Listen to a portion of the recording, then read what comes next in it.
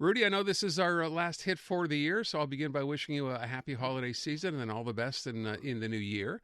Thank you very much to you also. I appreciate that. Well, let's talk, first of all, I know François Legault is doing rounds, as they say, right? Did a French interview yesterday. I understand he was at CTV earlier today. Let's take a look at your year-end assessment, if you will, of François Legault and what he has managed to do or not. It was a very difficult session. It's been a very difficult year for François Legault. Lots of different files. Obviously, what happened with Nordvolt, also what happened with Saclic and all the scandal, and also this autumn with the doctors. So it's been difficult. It shows, obviously, in the polls. But what we can take from this is that he wants to stay. He wants to stay on, despite the fact that he's not doing very well in the polls. He keeps on saying that we're doing better than when it comes to Ontario, that when you look at what's happening in Ontario and what the economy in Quebec, that we're performing better. I don't believe that it's a good selling point, but that's his strategy, and that's the message that he's been hammering in all kinds of different interviews. And at the end of the day, when it comes to the deal with the doctors, it's still half of the deal because there's only a deal for the moment with the doctors, but not with specialists. And we'll have to see if, for example, this summer, as he promised, he said that 500,000 more Quebecers will have access to possibly a doctor. So we'll have to see if this is going to happen in the summer. But we can also learn, and he said it during his interviews, that there will be no election this spring, that he keeps the fixed election date of October. As we know, there's been some rumors that perhaps he would like to go in an election before. He said that it wasn't going to be the case. So it's been a difficult year. Don't forget that he lost a few by-elections. For example, in Arthabasca this summer, there's supposed to be another by-election in Chicoutimi. I believe it's going to be in March.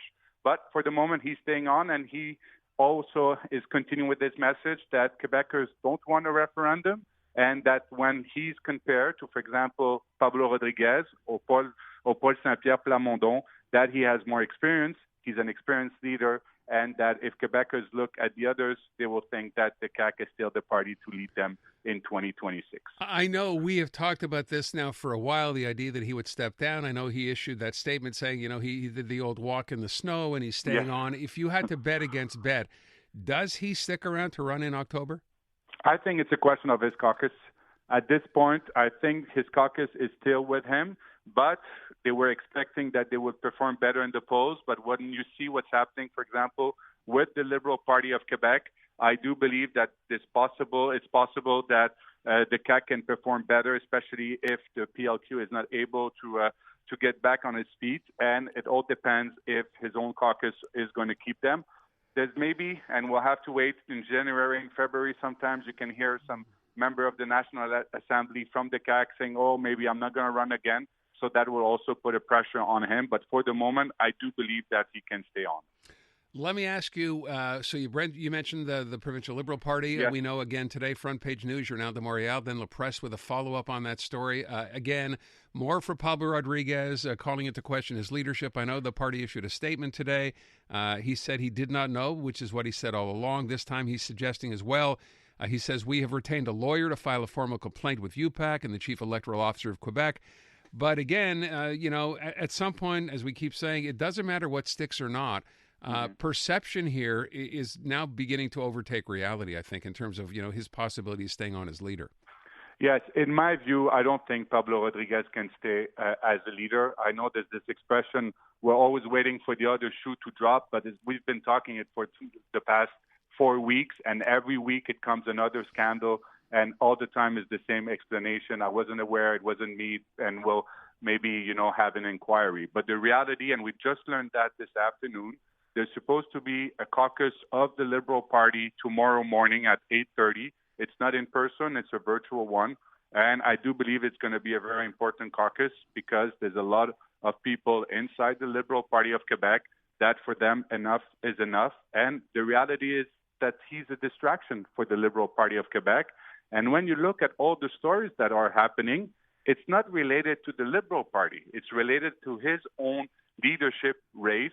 So we'll see what happens tomorrow. I do believe that there's some MNAs that will ask for him to step down and to resign. We'll see if there's enough pressure.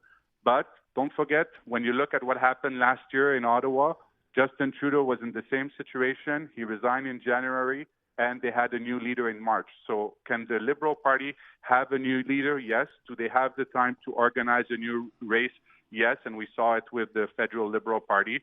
But I do believe that the pressure and just this ongoing narrative about the Liberal Party and Pablo Rodriguez is just too much, I believe, for a lot of people, especially that, for example, he tried to have president of all the Liberal Association to sign a letter for support, to support him. And I believe that this letter was never released because they didn't gather enough signatures. So it tells you the mood of the people inside the Liberal Party of Quebec. You're suggesting, did you just say this could happen as early as this or next week? I believe it can happen as early as tomorrow. Wow. Tomorrow there's going to be a caucus with all the MNAs of the Liberal Party of Quebec. And this is, I believe, the where Liberals can say that they had enough. So we'll see if he's going to survive that caucus tomorrow or if there's going to be more pressure, because there's already a lot of former ministers like Christine Saint-Pierre, for example, former president of the Liberal Party, also of Quebec, who already stated that he should step down. Okay, we shall keep an eye on that for tomorrow then. Yes. Finally, give me your take on Mark Carney, his end-of-year assessment, if you will. It seems to me, for everything that may have gone wrong, the polls still show that he's doing okay. Yeah, no, he's doing okay. He's only one seat away from a majority. He was able to get another Conservative last week, so he's only one seat shy of a majority. He has traveled a lot when you look at everything he's done since he's been Prime Minister. He's also been trying to do a pivot when it comes, for example, to the relationship with China. We'll see. He's expecting to travel to China next year. He also did a pivot when it comes to India. Don't forget that we hosted India during the G7 summit this summer in Alberta. So there was a lot of work, but the problem for him, and it's still the problem that was on his first day when he was chosen as Prime Minister, is the Canada-U.S. relationship. And that's still a file that he hasn't made progress. So it's going to be a difficult year next year. But he was also asked in year-end interviews if he's going to call some early election, for example, this spring. He said no. But at the end of the day, it's also not him who decides. It's also if he continues to be a minority government, if the other parties will pull the trigger on him or not. I would ask again, this idea, and I heard Pierre Poilievre do his year-ender today with Vassy Kapelos earlier, this idea that if one more Conservative MP ends up crossing and they have the majority, does that seem, I understand this happens all the time in Canadian politics, but this is not just another member crossing. This would actually give the Liberals a majority. That changes everything pretty much. Do you think that's likely to happen? I don't know if it's likely to happen, but for the question, is it going to change everything? Yes. And where is going to change a lot is especially in parliamentary committees, because right now the Liberals cannot pass a law without the support of either the Bloc Québécois or the Conservative. We talked about it in the past. It's very difficult because each time they need to accept some amendments from either the Bloc or the Conservative. If they're able to attract one more, let's say, Conservative to the Liberal tent, that will allow them to have a full agenda when it comes to their bill, and that will be more easier for them to govern. So yes, it's a question of attracting one more Conservative on their side. Is it going to happen? I don't know, but I do believe that for them, their game plan is to try to at least have one more. And also, don't forget, there's going to be also some by-election. There's also one Conservative who resigned in Alberta. We'll see the result of that by-election, for example. All right, we leave it at that. Rudy, thank you so much, and all the best to you in the new year. Thanks again. Thank you. Merry Christmas.